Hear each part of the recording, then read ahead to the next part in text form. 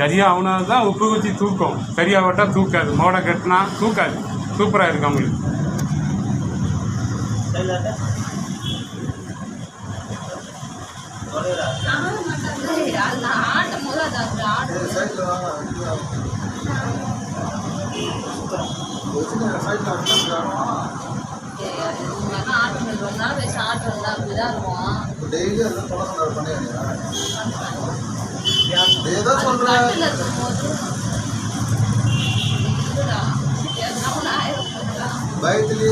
ஒன்றும் ஆகாது. அவனாலும் பார்த்துக்கலாம். அவ்வளோதானே.